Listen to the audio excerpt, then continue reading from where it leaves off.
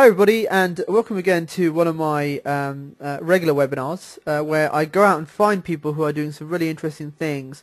And it's not necessarily always about the gurus, okay? It's about people who I like and trust, and people who are doing some amazing things out there that, I see them doing some really cool things, and I say, you know what, you really should be sharing this with other people.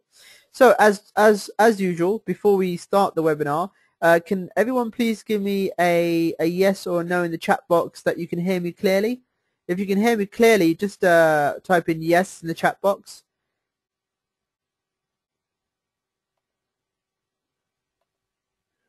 Okay, brilliant. Cool. Yes. Excellent. Okay, brilliant. Okay, excellent. So let's begin. Just a quick background to Simon Brown, who's going to be taking you through this webinar today, titled "How to Easily Publish and Market Your First Book."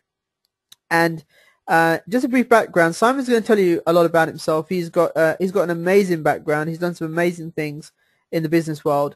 And Simon's actually one of my certified joint venture brokers, and I'm very honored to have him on this webinar today. And he's a great guy, great connections, very good at what he does, and very entrepreneurial as well. So I really hope you enjoy the webinar today. And also, don't forget, we've got a few things. Number one, if you've got any questions for Simon, please put them into the chat box, and I'll ask Simon at the end of the webinar. We've had over sort of 40, 50 questions, and I put them to Simon, and most of those questions are going to be answered on this webinar. But if you've got any more questions that come up while you're watching the webinar, please put them in the chat box, and I'll ask Simon that at the end when we'll have a Q&A. Also, please stay to the end. Simon's got a very, very special offer.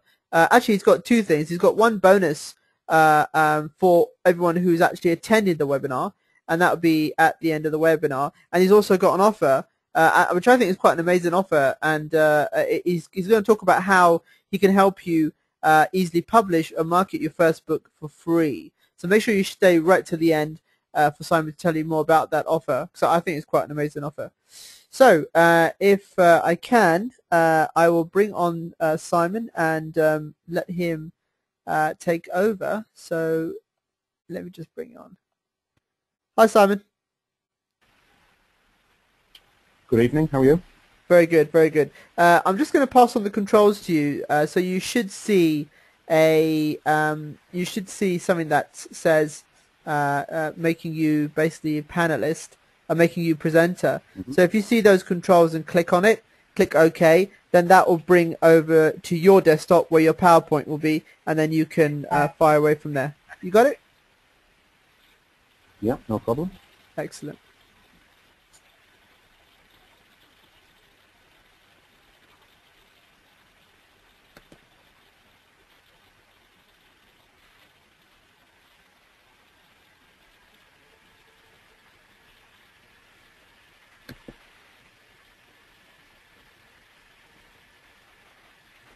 Can everybody see that okay? Yes. You will have, brilliant. So we've got you on now. So Simon, I'll let you take it from here, and if everyone, please get your questions coming in, and I'll ask Simon at the end of the webinar. All right, Simon, take it away. Cheers, buddy.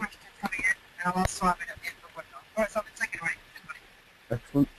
Good evening to you all, and thanks for taking the time to come and listen to me this evening. I do appreciate that time is something that we can't get back. And I'm sure most of you that are listening this evening would rather be writing, but we all have different expectations of once we've written a book, how it will do, how it won't do. So hopefully I'm going to run through a few key areas and things that I've noticed throughout the industry. I must say up front that I'm not an author. My wife is actually an author, so I know what it's like living with an author. I know what you've got to go through. I understand the time and the effort and everything that goes into it. But it didn't actually resonate with me until a couple of years ago. That's how what I do for a living and a lot of my experience could actually benefit what my wife was doing. So we'll dive into it, and then hopefully through the fullness of this presentation, and you're going to understand a bit more about the publishing side of things, a bit more educated, and like Sohail said, at the end of it, if you've got some questions, I'll answer them. If you don't manage to get through all of them, I'm quite happy to, if you email me them, I'll answer them where I can. Okay.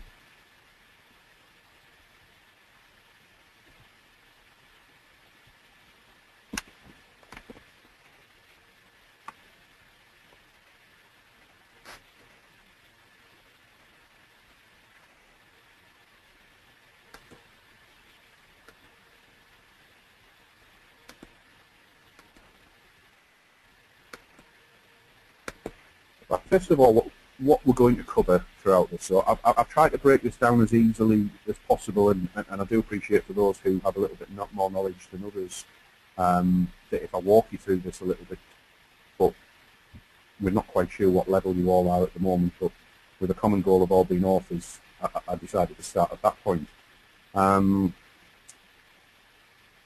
Why the traditional way of publishing is not guaranteed to make your book successful. It seems to be that everybody has felt up until about the last couple of years that there was a set route to go down, and that is how everything was done. I'm sure you've seen in the music industry now how everything has changed, where they count downloads, where a lot of people can go onto YouTube, they can record their own music, and they're getting just as much coverage as what somebody would be getting had they gone through a big record label. Similar sorts of changes are happening within the publishing world at the moment. Also, we'll discuss about how only 5% of the work that you do where a book's concerned, once it's completed, you don't realise the other 95% is actually around the marketing and promotion. And what we're going to discuss is whose responsibility is that. Also, we're going to look at things like your book cover, how that speaks 1,000 words, how it isn't just about the title, it can be about the colour, it can be about the imagery, the presentation, everything. We're also going to look particularly at the title as well, to see whether you're picking the right title and it isn't just, I've written my book and I think I'd like to call it this. So I can give you a few ideas and strategies to go a bit more in depth in that and see whether what the title is that you pick can actually have an impact on how many sales you make.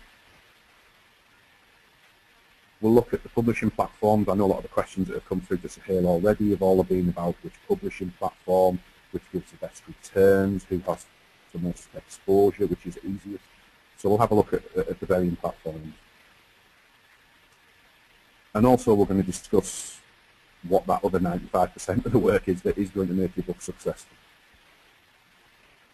And then to finish off, I'm hopefully going to give you some tips and some hints, things about how about focusing on your own strengths. I do appreciate you are authors, and what you want to be doing essentially is writing. So let's see, whatever activity you're going to do other than producing your books is concentrated, it is focused, and it's effective. So before I do that, there's me. I live in the north of the UK. I have a wife and I have 2 young daughters and a couple of dogs. As Sohail alluded to, over the years I've had quite an eclectic career, and although I don't really particularly like the word entrepreneurial, unfortunately it's in my genes somewhere. I've over 20 years experience in marketing, digital and the creative industries. I set up in 1999. I set up a digital agency with £500 in my parents' spare bedroom, which I built up to over 4 million into a global business with offices in Singapore, New Zealand, the States, and the UK.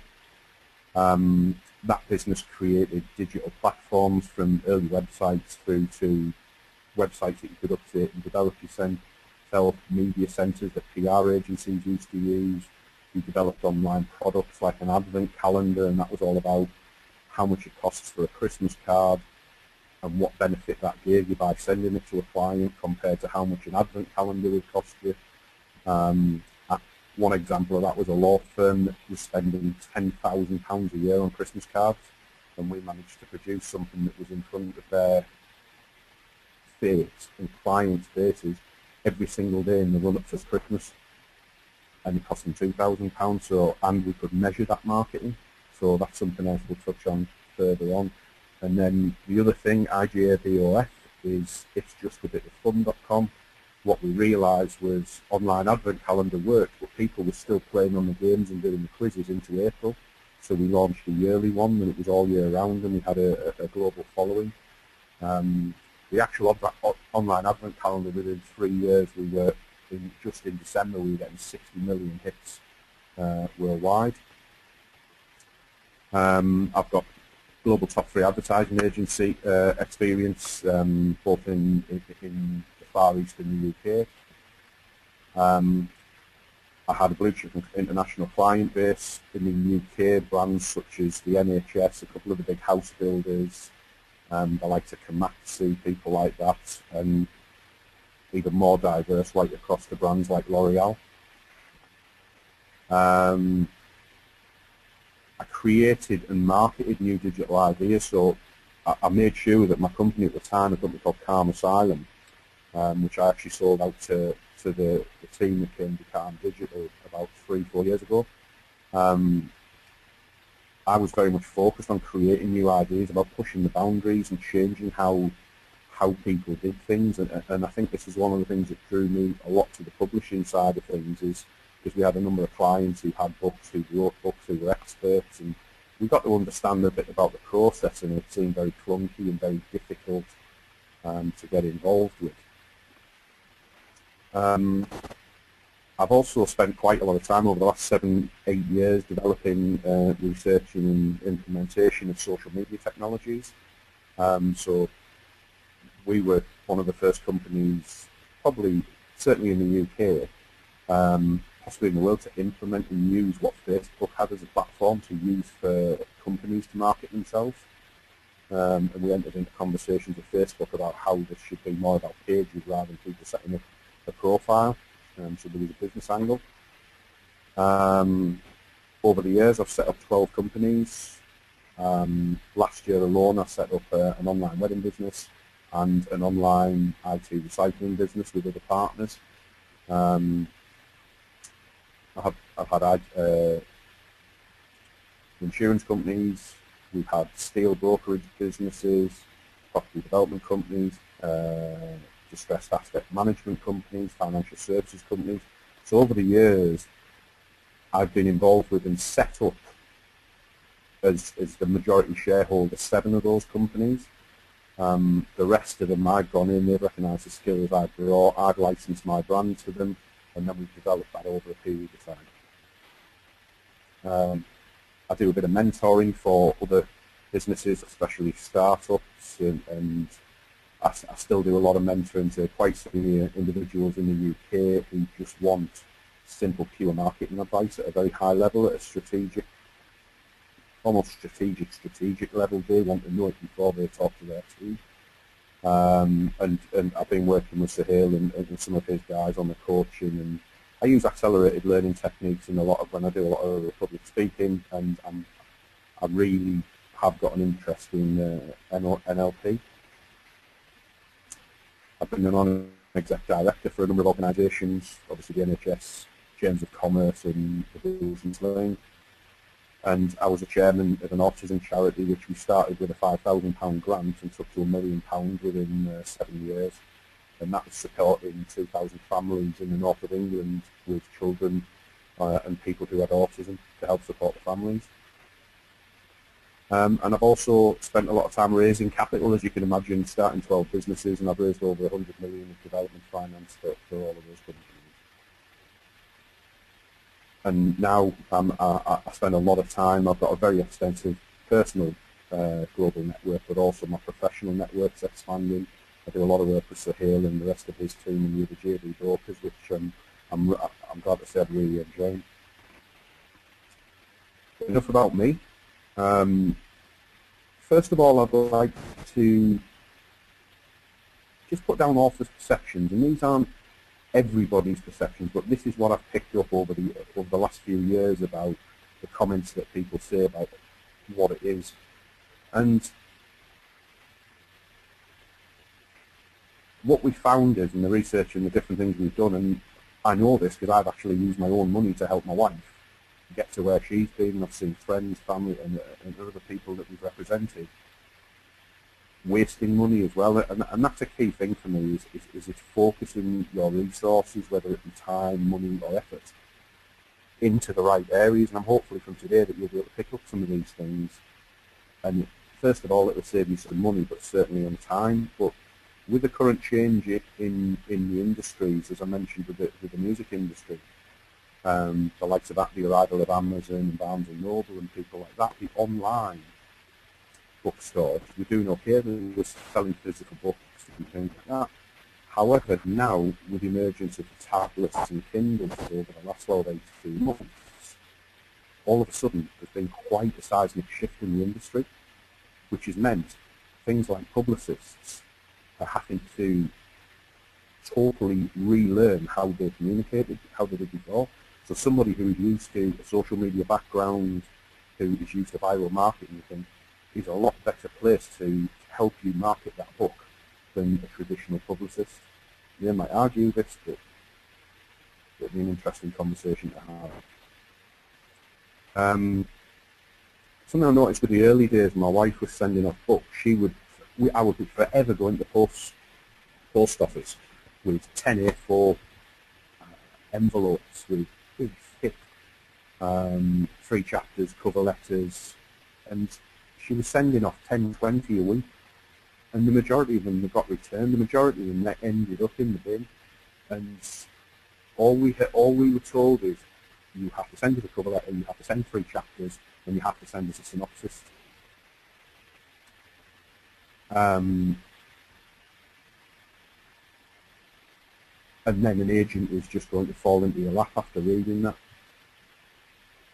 To be honest, if everybody is doing the same thing and these guys are sat in an office waiting for these things coming in and they've got 20 envelopes, what actually differentiates you from those other 10 A4 envelopes with a cover letter, with 3 chapters and with a synopsis?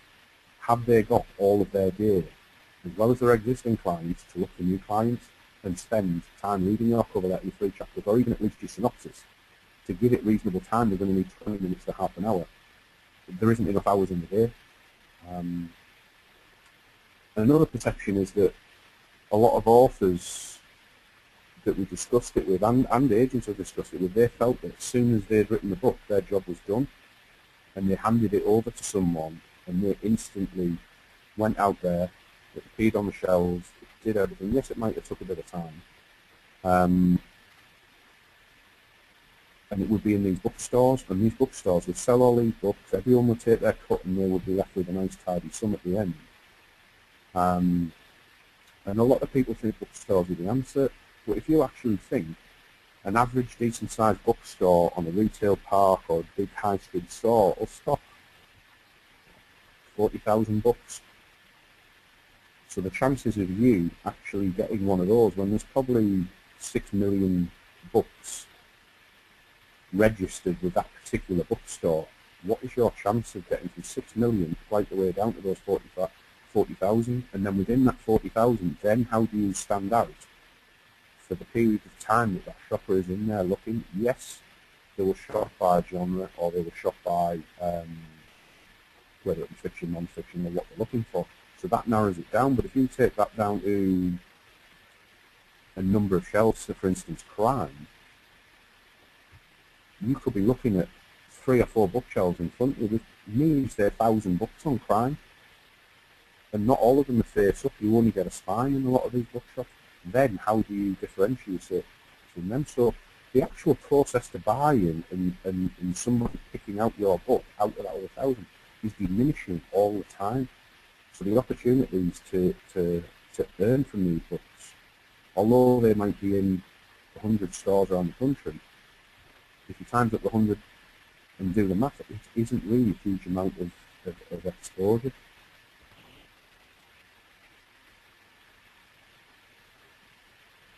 that is one thing that authors is, a lot of them were happy. They weren't bothered about how much money they earned, but as long as the book was on the bookstore on the shelf, that somebody could walk in and pick it up. And it was almost a vanity stroke ego, and I don't want to sound disrespectful there to authors, but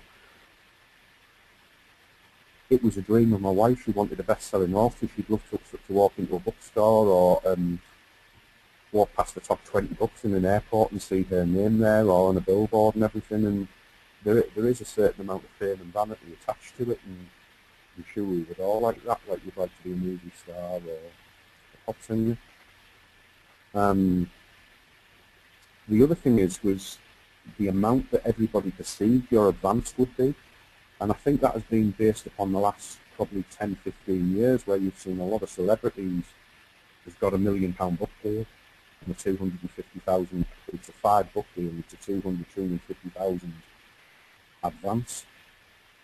But what people forget is it is an advance, and if that publisher does not sell more than that 250,000, you won't get the rest of the money.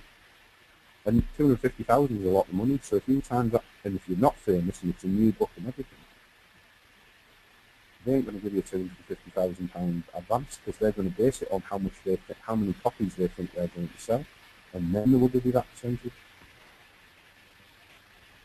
And the other massive perception, which is what led me down this path and to have the conversations with Sohail about pulling this together to help authors, was everyone believes that once you've given your book to a publisher that they will market it. Actually, they will print your book, and it's it's as crude as that. They will print your book, and yes, they might be able to distribute it for you, but they would then go back to saying, well, we need to spend money on a publicist to go out and market and PR and everything. So if you haven't got the money to do that, and they don't want to spend the money on it, the only one person to market that book is you. But you're the author, and you're the right. So based upon a traditional publishing model, obviously you'd send in this cover letter, your 3 chapters, your synopsis, which you've prepared, you've printed, you've spent a lot of money getting up to that point, and you've refined. If you're still going to go down this route, and I'm not saying that anybody shouldn't go down this route, it's down to personal choice, but if you are going down to do this, if you want to get a book published this way, I do believe that you've almost, instead of doing what they're asking you to do by sending in the cover letter, the 3 chapters and the synopsis, you've got to think like an agent, you've got to think like a publisher. What would they, going back to, they've only got so many hours in the day, there's so many people pitching in, what is going to make the difference to them that makes them go, oh, I like that. And we tried it with my wife's books, right down to changing the quality of the paper, the font. But what we did do is, we didn't send 3 chapters. We combined the synopsis and the cover letter into a 1-page executive summary, and it's almost similar to the blurb that you get on the back of the book. It's a sales tool.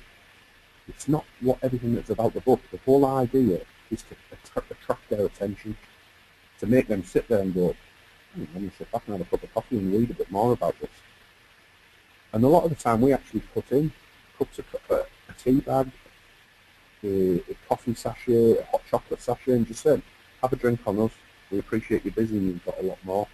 Little things like that other people might be trying, but if they get 10 on their desk and 2 people have done that, they're more likely to look at those. Another thing I tried, I actually changed the colour of the paper, and we sent it out on black with white writing printed on it. A lot of these things we tried for 18 months, 2 years to see what was working and what wasn't. And the ones that we did differently were the ones we got a response from. The ones that we just sent in normally, we didn't get any response from at all. And a lot of the time we just sent them returned unopened. And I think we've still got a box of them in the loft. This 1-page summary is key. It's summarising what the story is, but you've also got to say why you think it's relevant, Why is it punchy? Why is that agent got to pick you?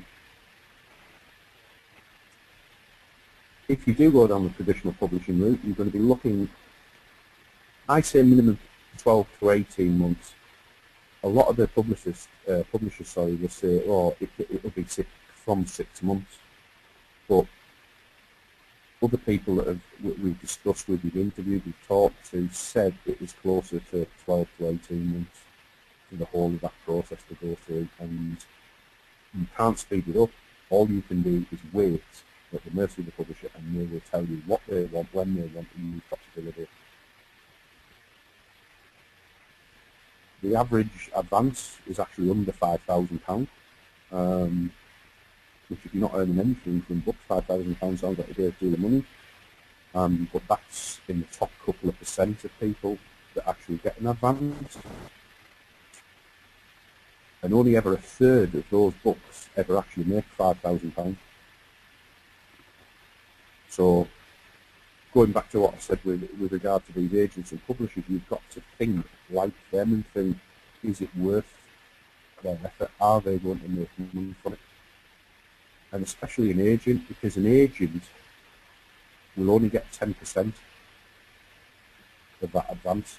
So if they're going to get £500, how much effort are they going to put in for £500? Bearing in mind it's over an 18-month project for them.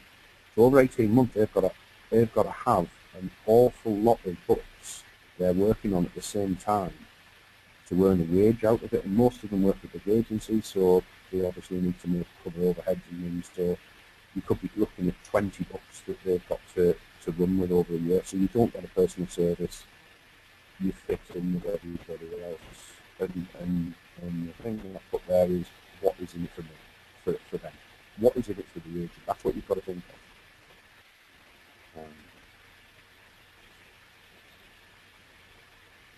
As an author, 61% of authors during their lifetime, not just a year, actually earn under £10,000. So what's that in today? Probably $12,000, $15,000.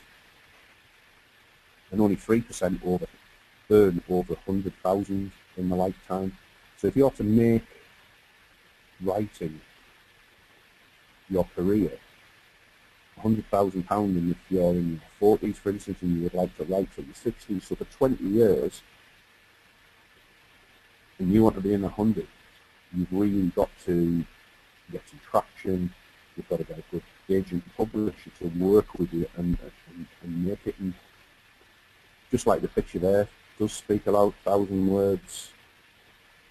There is a fine line between the failure and the success of these books. The other thing that other people haven't really taken into consideration as well is fashion as well. It does hit the books. It's when things come in. Like, there's a lot of discussion at the moment with regards to 50 Shades of Grey and this new genre called mummy porn. If you walk into any big supermarket, bookstore, or anything now, there's at least 2 or 3 shelves with very similar book covers, very similar titles, all based upon that genre that they're aiming to try and get a slice of that market. And even still, after all of that is done, 18 months and everything done, it is still the author's responsibility to market that book, to promote it. Yes, they might send it out, but they can put a book on every shelf in every bookstore, but who's going to know it's there? Because they won't do the promotions in the store for you. They won't do the deals. They won't go out and tell people. They won't go to public events. They won't go on the radio and go, we've just got a new book in, why don't you come and look at it? It's the author's responsibility. So, going back to what my wife's dream was that she wants to be a best-selling author. And that means that for a period of time, on any one day, that your book is within the top 10 books in the world. And you can do this traditionally, or you can do it through book sales now. So if we can get all the right systems and everything put behind it, there is a good chance that, and if you can gear up to promote your book during that period, to get one focus on one day to hit that, you can then use that to market the rest of your books, the fact that you're a New York Times best-selling author. So that is quite a big thing, but we'll come back to that. So we've got the 5% against this 95%. You've wrote your book, and then you're getting people saying, after all the hard work, and it took you years to write this book, that that's only 5% in the journey of what is needed to get this to be a bestseller. 95% of a successful book is marketing and PR. It could be the best book in the world, if nobody knows about the book, who you are, what's it about, or anything, no one will ever read it. The key things in order for this to be successful, and if you don't know anything about marketing and you don't know anything about PR, then what I suggest you do is actually look, do a bit of research on the internet. I might have something for you, well, I will have something for you later on to have a look at that should help you with this, but it's key that you write a strategy, is actually write down. I was always told that you can't just amble along with what you're doing, you've got to set a target. Because if you don't have a target, you don't know where you're aiming. So writing all this down in a methodical way and a marketing PR strategy is a good way to try and understand it. And once you've got that and the structure, you can then look at which channels you want to use. And when I say which channels are social media, TV, radio, public speaking, book signings. All of these are different channels. It's channels and routes to market that you can sell through. Once you've wrote your strategy and you've looked at your channels and you've defined it, because at the moment you haven't got the budget to go on TV. If you're doing this, let's assume that you're starting from nothing and you have no budget, and at the moment all the self-publishing companies are going to charge you a minimum of £500 to £900 just to look at your book to self-publish. So let's work with it. That's our budget. If you spend that with them, after you've spent that money, you've got no money to market, so you can't use TV. Radio is a possibility if you can get interview slots and comment slots, but largely there's no paid for advertising, there's no billboards, you're not on the back of any buses, you're not in trains, you're not on advertising screens anywhere. Nobody knows where this book is, so working out a delivery plan of which channels you're going to use, what's in the early stages, what can I do for free? I always ask myself, and every client I've ever done any marketing with is I've said, right, what can you do for free?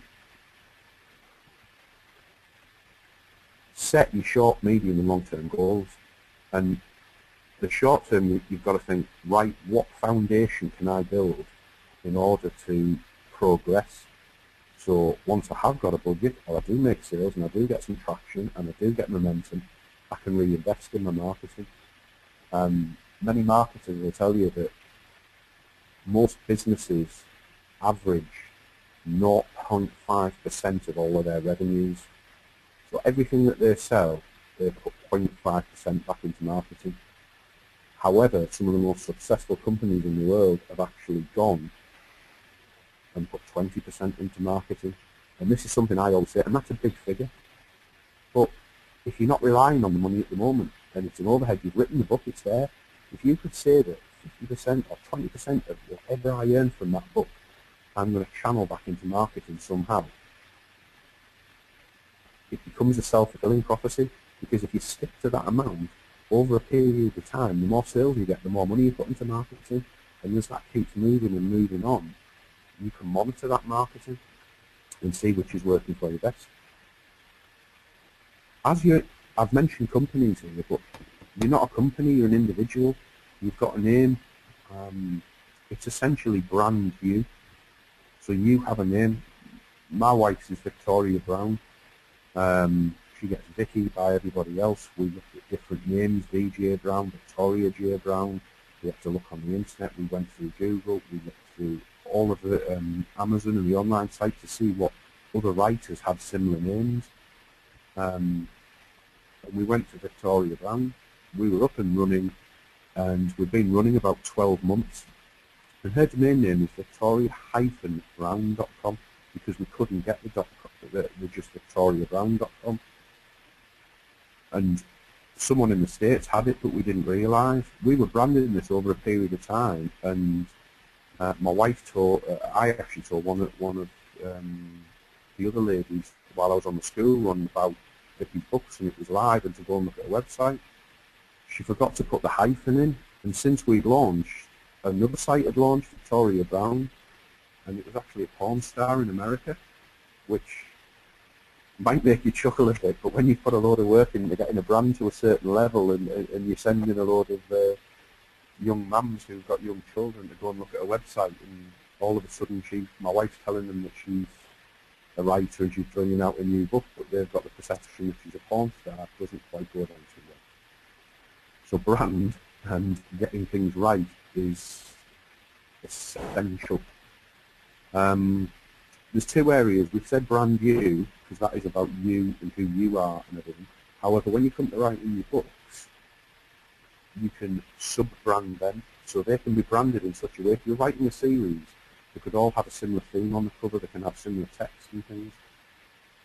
If you go into a bookstore and look along, I read a lot of like thriller novels like Lee Child, Michael Connolly. I know their style of books because they all have the same artwork, they all have the same lettering, the books are all laid out the same, and I don't need to know that author from a distance. I recognise the layout, the structure, and how everything is, so it actually becomes more than just the author or just the book.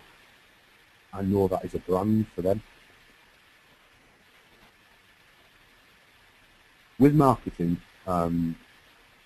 this wonderful invention of the internet has made it a lot easier for people to market, because it gives you a central resource that you can control yourself. So what I think can do, and there's plenty of free sites out there and things, is actually build your own website. Go on a website like 123.reg. You can register your own domain name for a couple of £1 a year. That makes you look more professional. But if you could go on Wix, WordPress, Blogger, and develop your own website that can take you through it, they're very easy to use. Even if you're not that computer literate, they've got tutorials on it, and they just talk you through.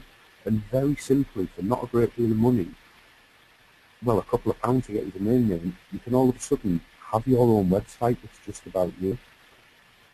If you're a bit worried, you're not as au fait with computers and everything, there's a lot of young people around. Everybody knows somebody, especially in the younger generation at the moment, into computers. If they use Facebook, Twitter, any social media, they will be able to build you one of these sites very quickly. And it's amazing what, if you give them a night out with the pictures and some drinks and things, I understand it's quite expensive these days, but it's a lot cheaper than going and paying for it to be professionally done, but you could still have a pretty professional offering. The other thing is, and Sohail's huge on this, is creating a list. And it might not be, people might say, well, what have we got to create a list for? If you have a book on Amazon and you send someone to buy the book on Amazon, as soon as they bought the book, Amazon get all their details, you don't get them. You just get the book sale and the percentage sent to you.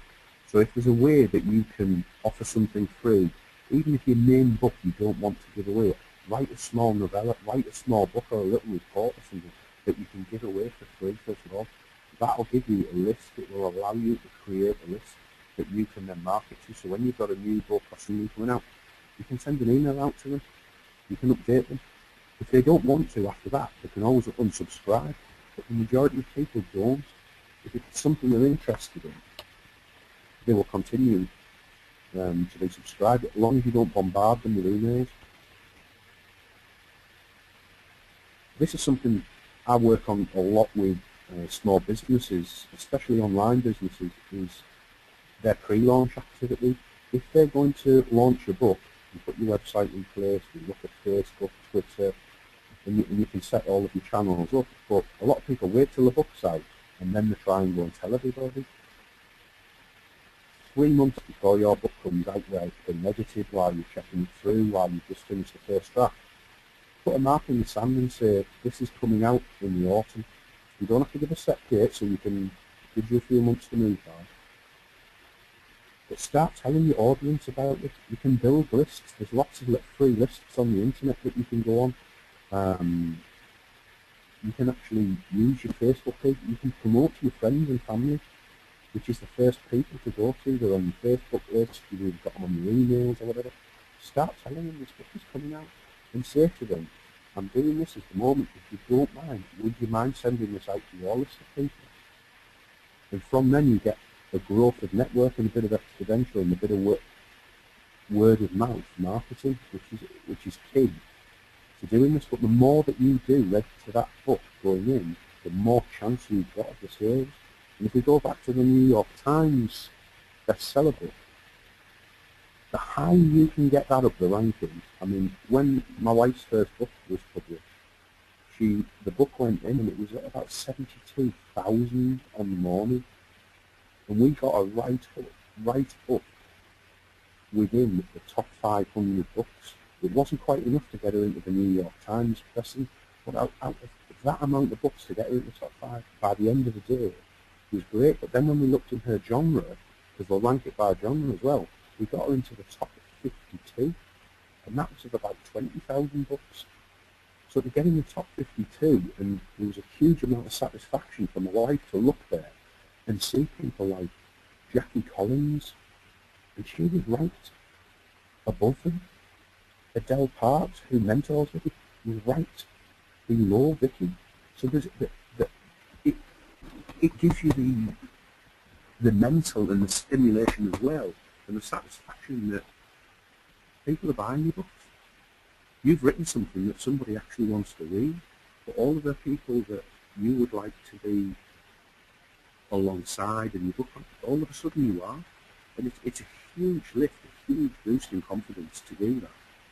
And like the comment at the bottom says, the right systems can improve your profitability.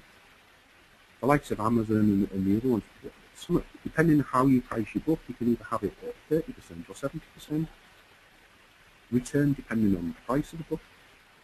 But the pricing is important, but it's the amount of traffic you buy there and the buzz that you create around that launch that will, because obviously it will go up and then it will come back down, pretty much like the charts do in music. You launch the activity that you have that day on top. You don't have to sit there, if you've never done Facebook or Twitter, and keep typing something in all the time. In the weeks before you launch, there's platforms available like TweetDeck and things like that, and another one that I use a lot called If This, Then That. And what happens is, if you update one of them, it updates the others for you, or what you tell it to update. Something like TweetDeck allows you to store up your TweetDeck with a load of tweets to come out at specific times and go out on each of your channels.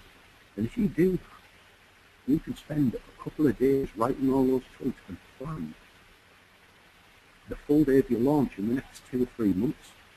And it doesn't want a lot. You might only want, on your launch day, you might have like 10 tweets going out, but after that you might only be doing 1 or 2 a day. And a lot of them can be repeated. It's just a case of copy and pasting them. But to everybody else, your activity is up, your energy is up, and you come into the front of mind. And someone that might not have bought it on your launch day and in a couple of days because they're busy, and it's not that they don't like the book or anything. People have busy lives these days, other things to take their attention away. Just with a subliminal, as long as you don't annoy them, coming through a couple of times a day, once a day, I forgot, I'm going to go back there. And they'll go back and buy. And then the follow-up as well, if you're using emails, and send out to people. Did you enjoy the book? Could you rate the book for me? Facebook's a great thing for this. Is just put a post up there. Anyone that's read my book, were you happy with it? Please could you go on and rate it? This is another way of actually getting reviews and moving yourself up, credibility in the marketplace, to move yourself up the rankings.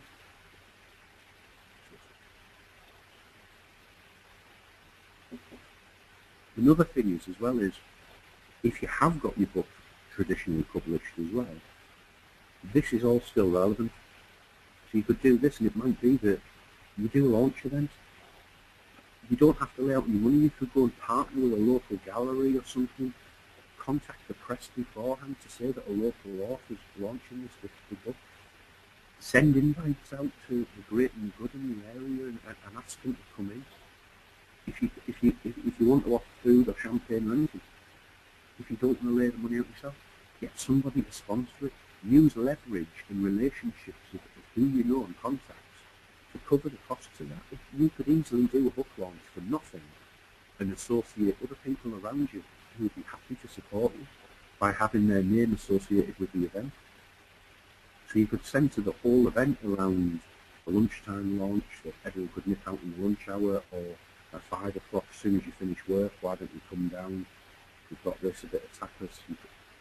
There's many different ways you can be creative as you want to do that.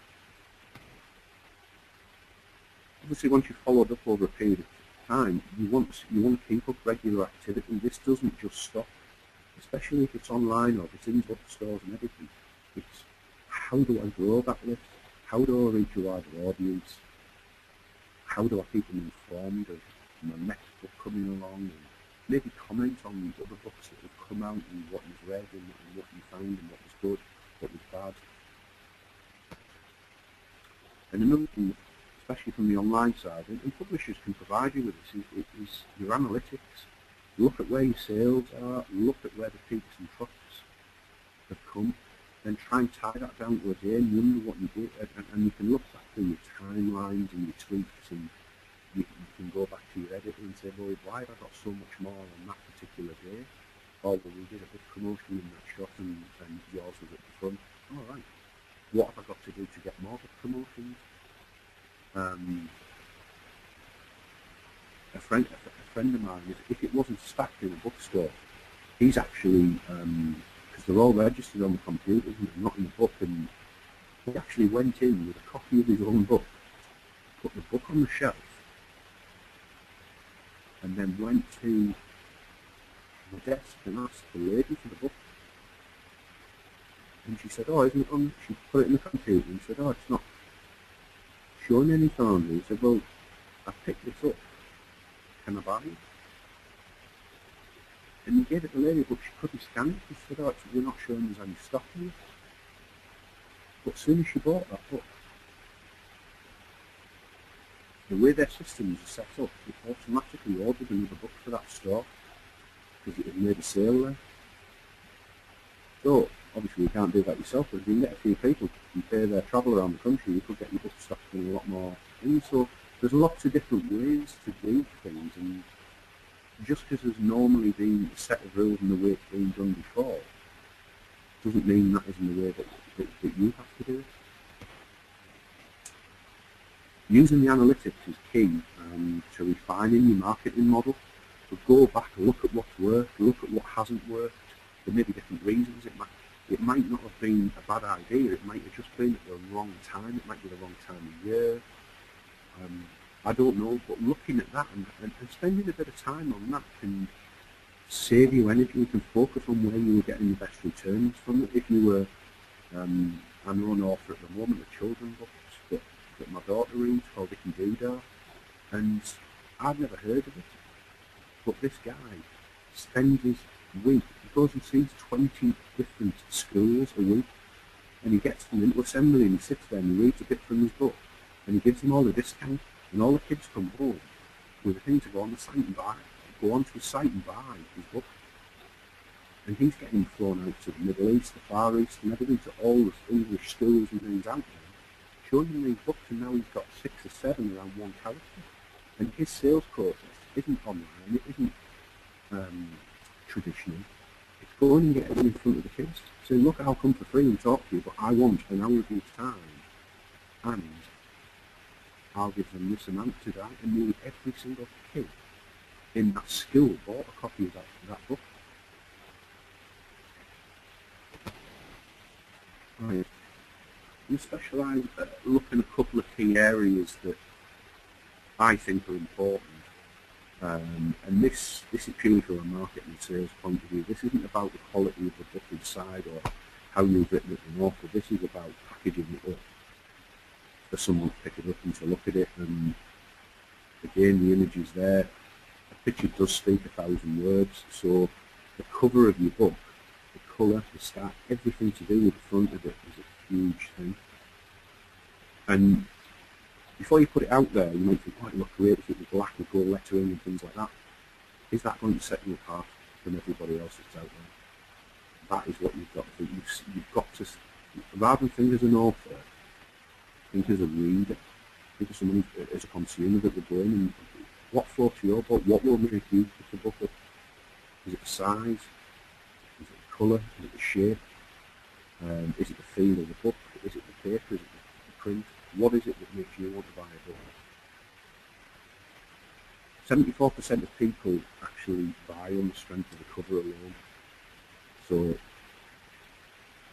when they say never judge a book by its cover, 74% of people would not agree with it. When someone picks a book up, and this goes for online as well, when they're looking, you've got 8 to 12 seconds for them to decide on purchase. Are they going to buy that book? So, like I said, if it's a physical book and it's in the hand, what is going to make them buy? They look at it, they read the blurb on a bit of blurb on the back. You've got to catch them in that first sentence. That's the sales thing. Don't leave it till, and like you do with the story, you build it up. Hit them hard, straight away, and get their attention. Oh, hang on. And if you don't think you can do that with a blurb, then you've got somebody to review the book. Stick their review at the top of it. Must see, must read book.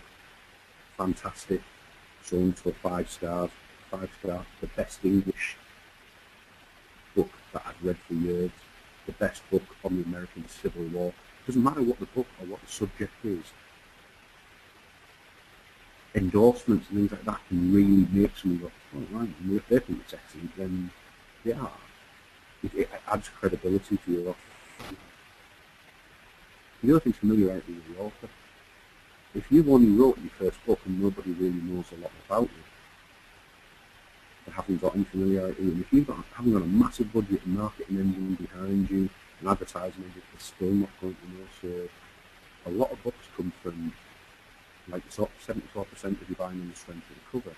The rest of them, it's normally word of mouth or advertising. So if you haven't got an advertising budget, you've got to increase your word of mouth. Or you've got to write more books. If you write more books, you've got more chance of selling, because if they like the first one, there's a good chance of buying the second one. My wife's second book's about to come out shortly. She's just completing the third book. What she's now going to do is she's going to offer her first book for free. This is a tip. It's a little tip for you. She's going to offer it for free. And the idea is, as soon as someone looks at it and go, yeah, I've enjoyed reading that, at the back of that book, it's going to say, why not read the second one? Or if you go into Amazon or Barnes & Noble or a Kindle or any of those things, it will actually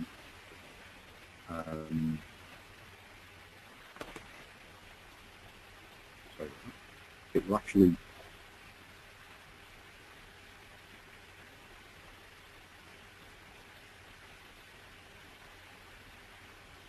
and that's how you would look at doing it.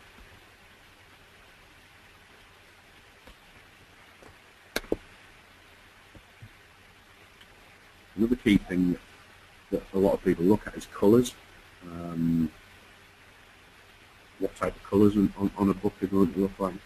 At the moment, there's a lot of popular using really bright colours, especially in the chick literature, using pastel colours if it's a thriller or something with a nice picture in the background, but it's covered. So colour is a huge important thing. If the colour isn't there, what does it say about the book? And you don't have to get colours like the book that I've got in the example there. It doesn't all have to be blue. You can actually use powerful imagery. My wife gives out a book every year, a daily inspirational message for you. And every single day you get an inspirational message, but the front of that always reminds me of a lovely picture of a tropical island or a beach, or a nice picture across a valley or fields or something like that, or flowers, and it's an uplifting image, but it's bright, it's colourful, and the image and the text and things on there all complement it. So she uses the image to get the colour. The imagery. You've got to get, one thing I would note is, especially with the internet, be careful with the imagery that you're using. Make sure that there's no copyright to it, and royalty free. Otherwise, you could have sort of put an image on there, so 10,000 to 15,000 bucks, and next thing you'll get a writ for someone saying, well, actually, I took that photo on my holiday a few years ago, and I put it on my Facebook page, and somehow it's on the internet, and you've used it without my permission. So just a cautionary tale. Another good thing is your photo. Look at a good quality author's photo, head and shoulders. On the beginning of the presentation, you see Sohail's there, professional photograph that's done there. Not a huge amount of expense if you can't afford a professional one. Cameras are exceptional these days, even right down onto your phone, but if you get a well-lit room and you're smart with your head and shoulders, and that speaks a lot. If you're laid slouched on a sofa, or if you're in a bikini, I wouldn't recommend that for the guys. But it says a lot about you and what you are as a writer and things. So next time you're actually looking at books, or you go in the supermarket, just take a couple of minutes and have a look at the books, and look at the blurb on the back, look at the image, look at the font, look at the way that the photo is laid out, whether it's on the inside cover, where there's a description about the author, whether it's actually on the back of the book. This will help you form an opinion of what you like, what you prefer, what you think will look best, and what will suit your marketplace, what will suit your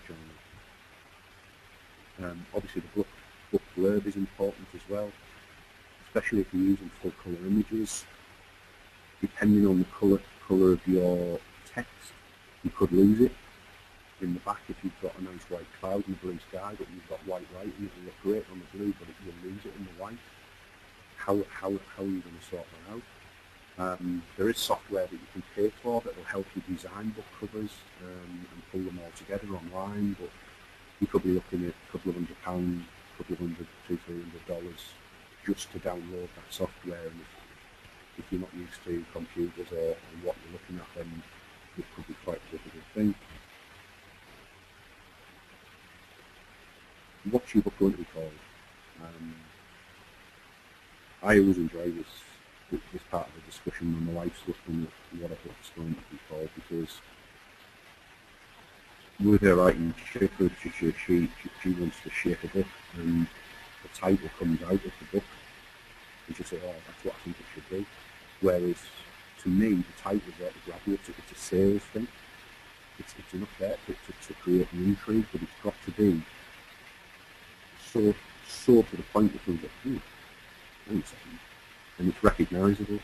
So in doing that, and that isn't just recognisable to someone in a bookstore, but I'm thinking online for someone searching for things and what it's going to look like. So the combination of this and your book cover is really important. So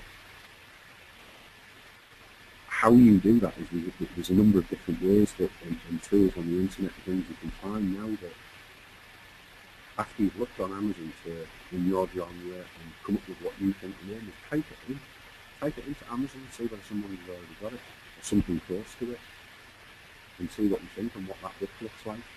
Would you buy it? Does it sound right? Does it really fit? So again, the title means in the book, the familiarity to the author. A lot of people, the titles of the book are very similar because they have very similar characters in the books, and they're all on a similar theme, so the names are 1 or 2 words, straight to the point, 2 or 3 words, but they're all along theme. So what you're doing is you're actually building a brand. If someone buys a book for like the style of colour and everything like that, well, why reinvent the wheel? Why not use that as a theme, but a different book, still use the same font, the layout, change the image and change the name, but keep it with all in the theme. Like I said, research your title, look at things like Google AdWords, If you type Google AdWords into Google itself, it'll bring up your tool. You type in what people are searching, it'll tell you on a monthly basis how many people are searching for these things.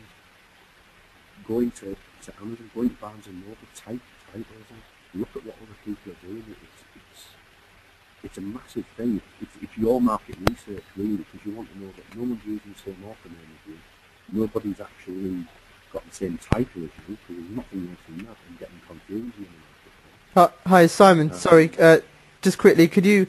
I've just been asked a question. If you can just speak up on the mic, that's okay. Yeah, sorry about that. Yeah. Cheers, buddy. Thanks. Yeah. Okay, Is thanks. that better? Yeah, that's better. Thank you. So yeah, if you use your Google AdWords checker, that's a good way to do it, and obviously check on Amazon.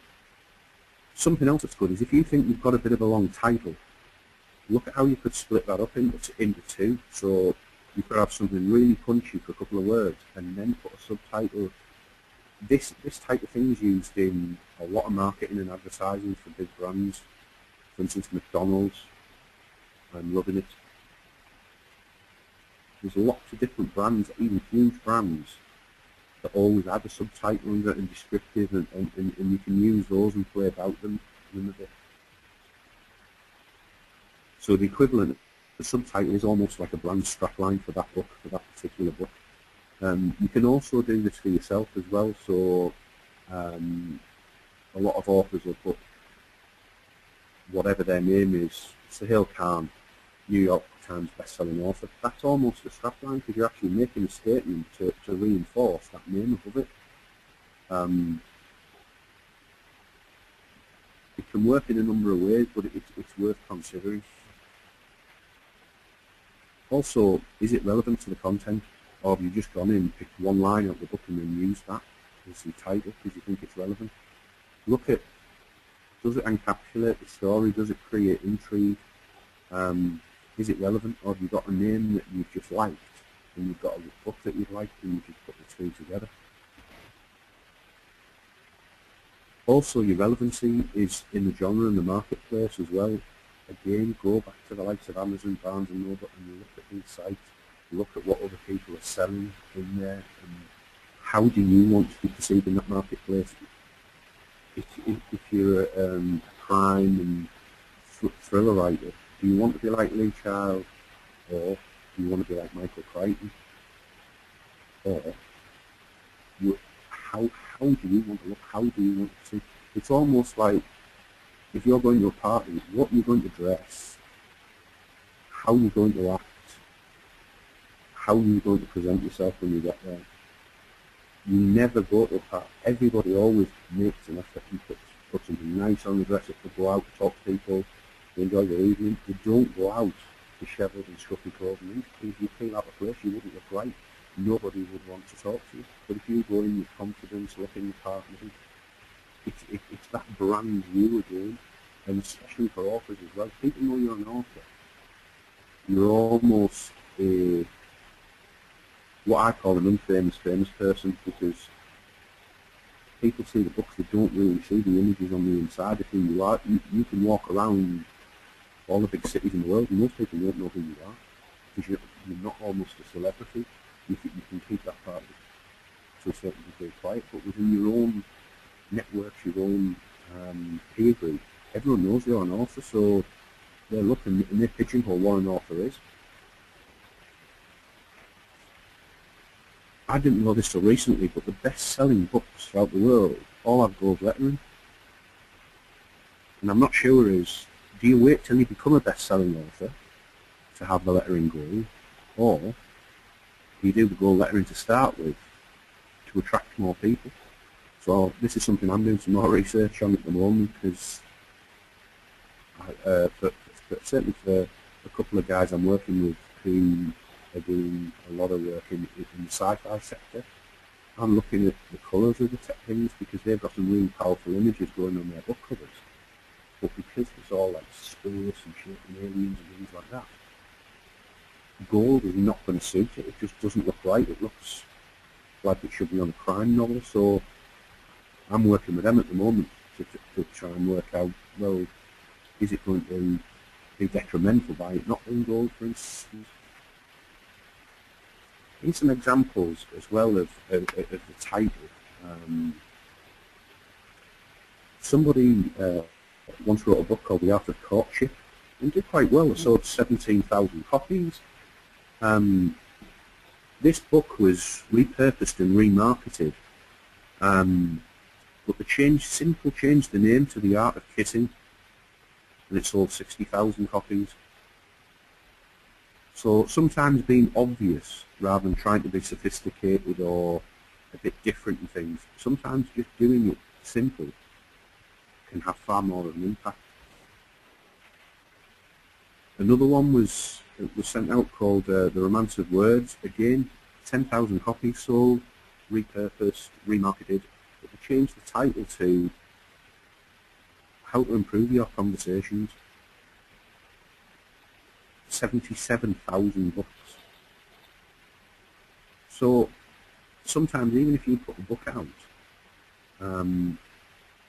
there's nothing to stop you changing it within a couple of years or tweaking it or whatever and saying, well, I didn't think that was right at the time, but it would more suit this.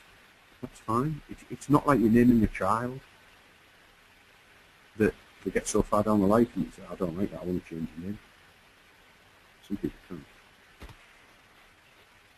Height, platforms. They're not mine, by the way, and I wouldn't like to see my wife walk in them either. When people talk about platforms, for those that huge aren't on the internet and the technology side of things, at the moment Kindle is by far leading the market with about an 80-85% market share. It's absolutely huge. And a lot of the others, which I'll put a couple up here, Smashwords, audio books. The idea for audio books as well is another good thing is there's a lot of people out there who haven't got time to sit and read and sit in a book. It's not very often my wife reads these days. She gets audio books. So when she's in the car, she can turn it on, and rather than listen to music, she'll listen to a story. If she wants to do some cooking or some baking or something like that, she has it on her phone, she turns it on and she listens to the story while she's doing what she wants. If she wanted to do anything or go out for a walk with the dog, she puts her earphone on, she listens to a book. So not only once you've done this, there's a way that you can actually use that content and repurpose it into an audio book and sell it. So you're giving two options there. There's a couple of less known sites such as Blurb, Lulu, Book Tango, Bluebook, which you probably won't have heard most of these, but all of them are offering free publishing platforms, and they will give you a return on it.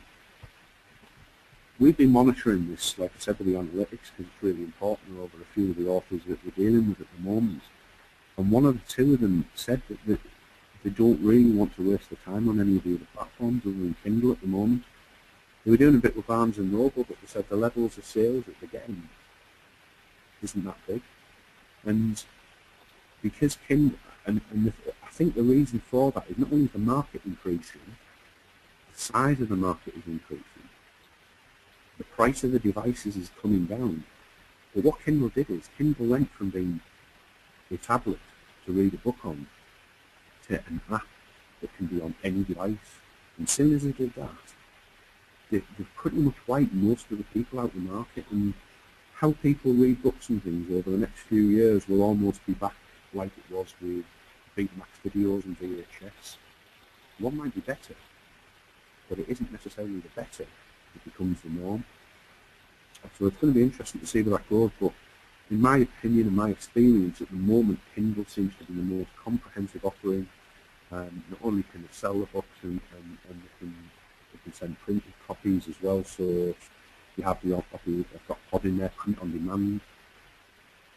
The books are quite expensive to do this, so a normal book, a small book that you might think you want to sell at $5.99, if you go down the print and demand route, because they're printed as everyone is ordered and dispatched and everything, it's expensive, and to give any return to that print on demand, that publisher, for instance Kindle, won't print it for less than £6 or £7 because they're going to make their profit in it.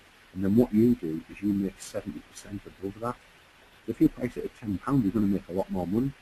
But realistically, you've got to think, if someone's going to pay £10 for a hardback book, when you could probably buy it for $1.99 or $2.99 on the Kindle, when the Kindle app's free. Something that seems to have emerged recently, obviously, a lot of us growing up will be used to that you didn't really buy books, or that you actually went to a library and you lent the books and you read them and then you put them back to other people to use.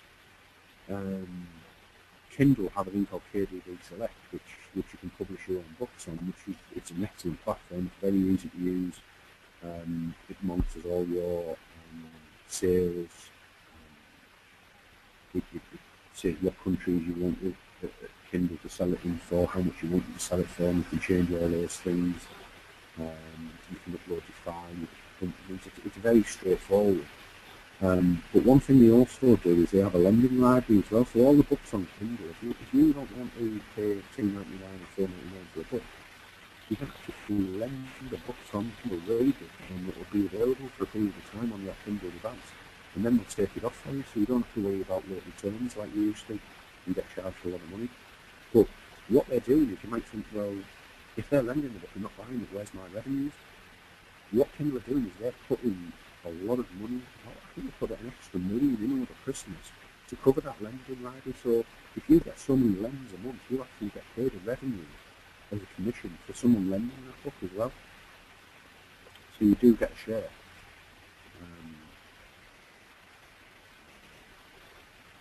I'm going to just have a look at focus on strengths at the moment, because right at the top of the presentation I said that focus and strengths are all based on your biggest strength as being an author. And now that you've found out that it's only 5% of having a successful book, do you really want to change to be a marketeer, or do you want to carry on being an author?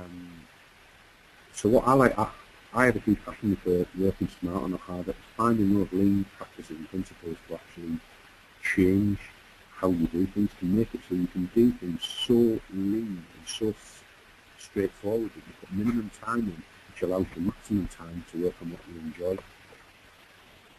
So again, form a strategy, and this, if you fail to plan, you plan to fail. Develop a plan. Use the platforms that we talked about, get all your books and everything on it.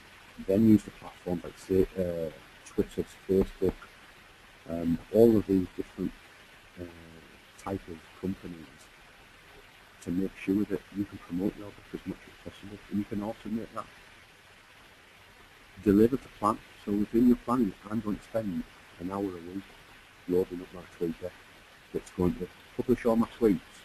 But because I've set up my tweet that anything that goes onto Twitter also goes onto my Facebook, also goes onto a LinkedIn page that I've set up. You're not having to go through and do this multiple times. You do it once, spend an hour, then you get back on with your writing. But all of a sudden that activity is going on while you're enjoying your writing, that activity is going on. And don't just do that activity in your time zone during that day. Do that activity 24 hours because you've got a 24-hour audience. The other thing is as well is, when I said about your website, you can, as like a foundation and as a central point, rather than writing a load of things on this social media or writing a load of things on other people's websites, I've found that a blog is a really useful thing. And if you have your blog on your website, you fill in that blog, you complete it all, you put your article on there, and you write content on it. So when you're quiet in between your writing, write about what you're interested in, comment on what other people are doing in the industry, and put it on your blog. And don't just rely on the people who are connected to your blog or like your blog to look at that. Copy the link at the top to that specific page, put that on your Twitter, put that onto your Facebook, so other people can see it, and they will click on the link and it takes them back to your website and looks at it. And one extra tip for you, at the end of the bottom of every blog, put a call to action in. Tell them to go and look at your other books. Tell them that you're running an offer next month. Would people be interested? If so, click on here and give them your email address. Go through all these different things. Don't assume that they will read it and go, oh, I immediately want to buy this book. Tell them what you want them to do. Steer them where you want them to go. Leverage your time, and if anyone needs a bit of help with that, speak to Sohail. He was absolutely superb with this. This is what the essence of joint venturing is all about, is partnering with people and other things to do it. If you're not that confident on the internet and things like that, and you don't think you're good enough on a computer to build your own website, like I said, find someone that will. There's a lot of people out there who enjoy doing this type of thing, who'll do it in their spare time. Like, you enjoy your writing, you enjoy playing video games and things. Go to the shop, buy the video games. Let them build it and buy it for £40. Where could you get a full website built for £40? And that person will go around telling, I have to build a website. These people like to do it. It's almost like a geeky thing. This is huge. This is huge. Getting out in your comfort zone. I can't stress enough how much this will make a difference to your life. It doesn't have to be a huge amount.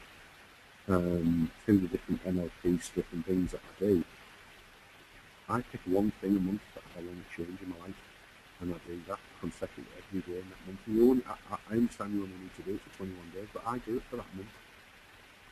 And then the next month I pick something else. But at the end of the year, I've made 12 lots of progress in different areas of my life. I've changed habits. Sorry, Simon. I've just Simon, can you just move close to the microphone? If just people are saying that they can't hear you. Thanks. Cheers. Yeah, sorry. All right. Cheers. Thanks. It's probably me. Yeah, I know. It's a bit late for us here in the UK, but thanks. Cheers. Yeah, no worries. The other thing is increase your activity around. If you've never done something, find a book club. Go to a book club. Go to your local library and take buy a couple of your own books on print on demand, or get some printed by a printer if you want to, and use them. Take them there. Go and see your local bookstore and say, look, at the end of next month, could I do a book signing here? A lot of them, they want to attract people in, so they'll help you promote it. Use that, but use your energy as well. You don't have to be out marketing all the time, because that means you're not writing, so you're not going to be happy about it. But if you set aside a certain amount of time that you're prepared to go the extra effort and go out and do those things, then you will see the benefits. It will change. Constant monitoring of your progress will help you. It'll give you a bit more confidence in what you're doing if you're not used to marketing yourself and getting out there and putting yourself out there. And whatever's working and whatever's successful for you, like I said with the guy that goes around the schools, it's working for him. Schools are happy because they're going in, they're occupying the kids for an hour. And the other key thing is don't give up. I was always told by one of my mentors is if you give up, you never know how close you were to succeeding. And that's always something that strives me forward in that going. A couple of bonus tips for you, and I understand we've been on a while now, so I'll pull this up. I love this picture, and I do believe sometimes a whisper is better than shouting, especially in the current society. There's brands screaming at you, there's a lot of things going on. Sometimes an under-the-radar approach is influencing and doing things like the guy did with the skills can have far, far more impact. Take small steps, like I said, do one thing a month and change that. It will get you out of your comfort zone, but it will also change your habits. Someone I did a bit of training with a few years ago, he always talked about little voice mastery. It's mastering the voice in your head, and I'm sure that's when you're writing is when you're motivated or you can't think or anything. Listen to that voice, how many times it's telling you not to do something. Try ignoring it. Give away your first book for free. If you're not comfortable with your life's work and you want to do something, before you launch that book, pull another one together on a totally different subject or something else, or give away the first 3 chapters of your book. That's another way that is quite popular, especially online. You give away the first 3 chapters. Get a foreword by an authority figure, and you don't necessarily have to be an authority figure in what you're doing. There could be a famous person that you know, or a friend of a friend or something. A lot of people like to help. By nature, people like to help you. And if you've gone out of your way, write to some people and say, look, I've wrote this book, here it is. I want you to, I hope you enjoy it. I understand you do a lot of travelling and things with your job as a celebrity. Please read this. If you enjoyed it, I'd really appreciate you either giving me an endorsement, or if you really feel you enjoyed it that much, I'd really appreciate if you could give me a forward.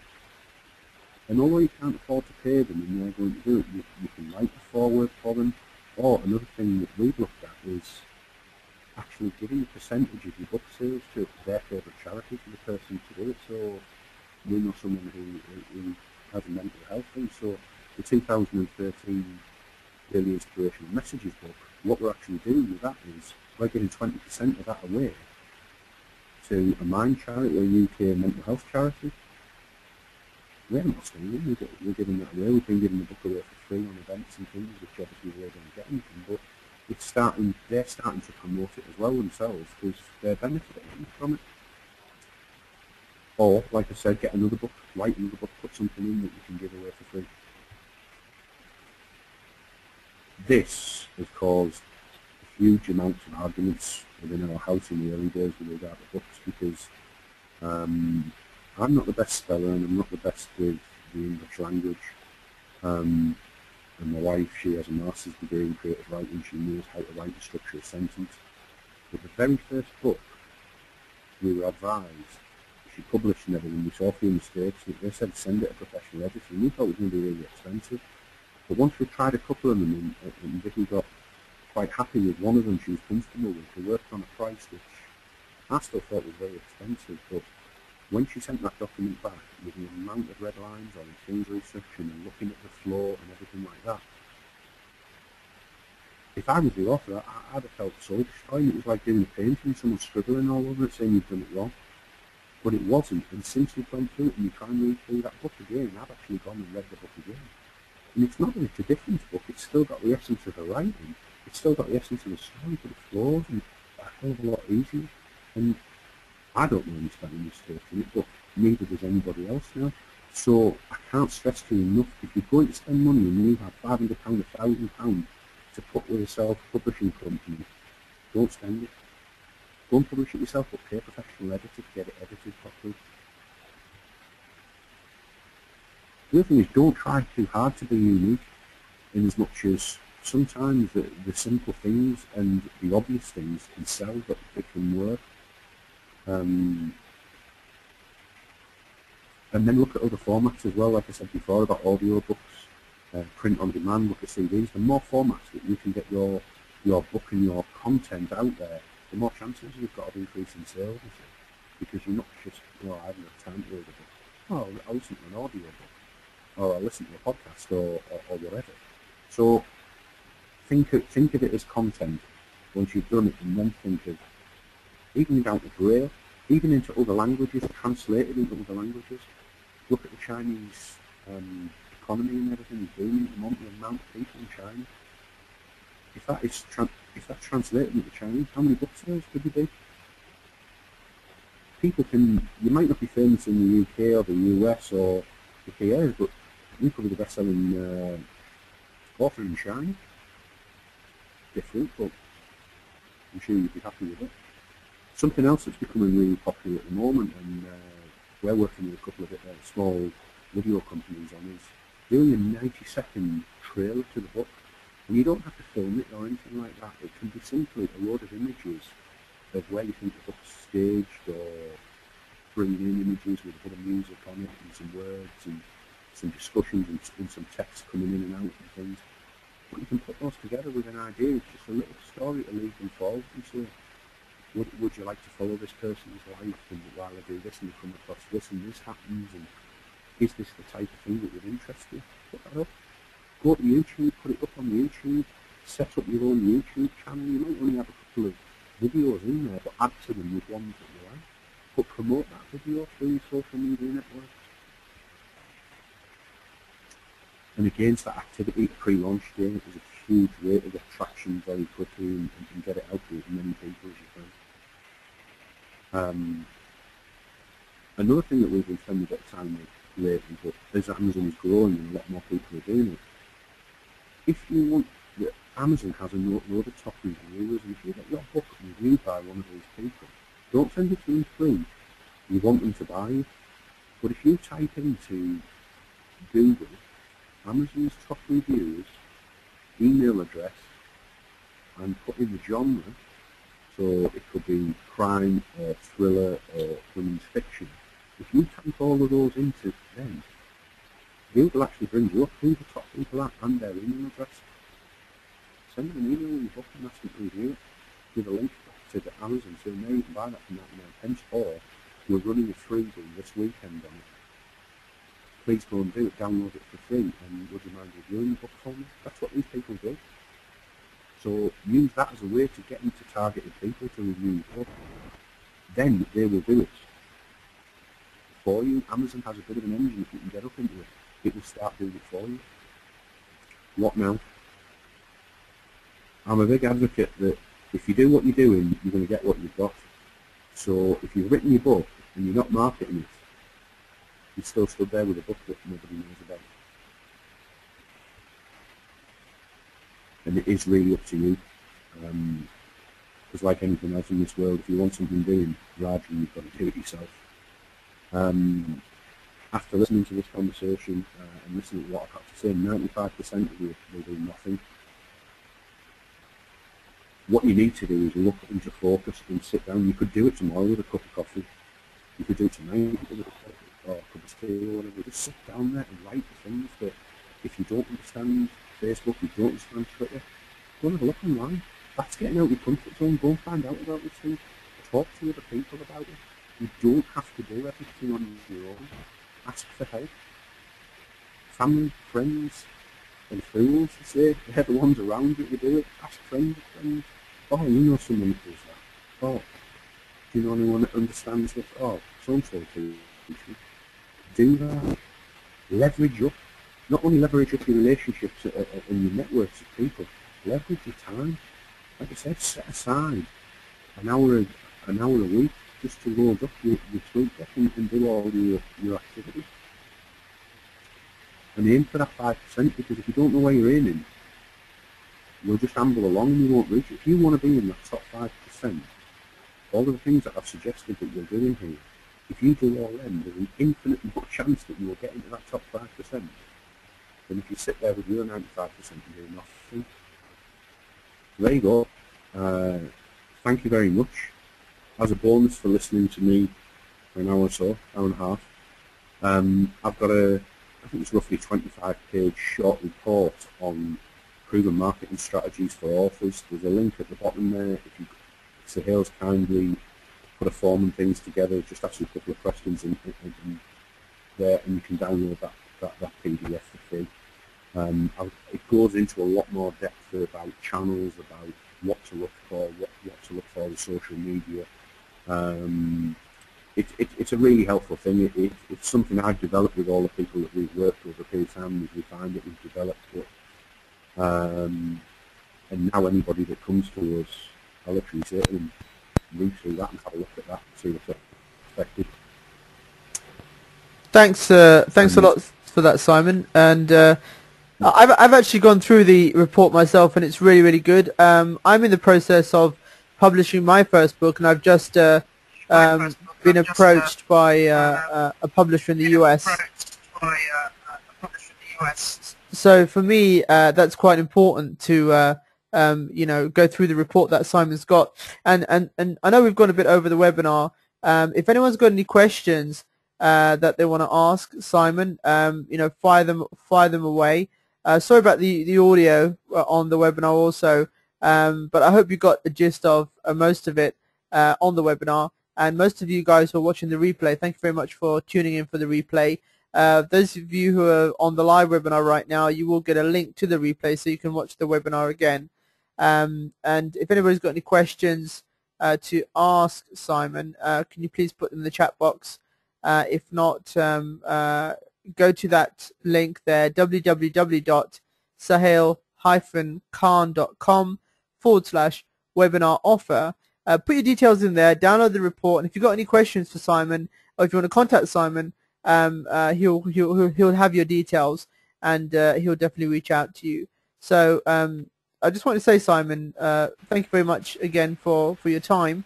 We've covered a lot of material on the webinar, and I know it's quite late for us here in the UK, but Simon, I just want to say thanks, mate. Thanks a lot for your presentation today, and I hope everyone found it very beneficial. Thank you, Simon. No problem. One thing I'd just like to add is, in the report, I've put another offer in there for people, is that if you really are serious and you want to get your book published and things there, what I'm looking at doing is I'm actually going to publish the first 10 people that contact me. I'm going to publish their books for them and put all of this stuff together for them for free, with no upfront fees. But what I will do is, once it's all set up and it's up and running, we would take the first $500, and then after that we would split it 50-50. So really, there's a way of getting a book up and published, a full marketing system and everything behind it, and advice from us for the first 10 people after that report, if it's something that you want to do, and we can help you with that. So okay, so excellent. Okay, so if everyone downloads the report at www.sohail-khan.com/webinar offer, there will be an offer. I think it's on the last page of the report. If you want Simon and his team to help you publish and market your book for free, they'll do it. They'll do everything without any cost up front. They'll even put the book out to market for you, and they'll just take the first $500 as their fee, and split the rest with you. But like I say, there'll be more information in the report for that, and you can speak directly to Simon and his team. Okay, Simon, that's the end of the webinar, and I just want to say again, thank you very much, Simon, for that. And everyone on the webinar, you'll all get a link to the replay. And those of you guys watching the replay, under the replay, there should be a link that you can actually click on to download the free report. So, Simon, thanks again, mate. Thanks again. Thanks very much for your time, everybody. Cheers. Thank you. Okay, thank you guys for that, and I hope you guys have a lovely evening, afternoon, wherever you are, and I'll catch you guys on the next webinar. Thank you.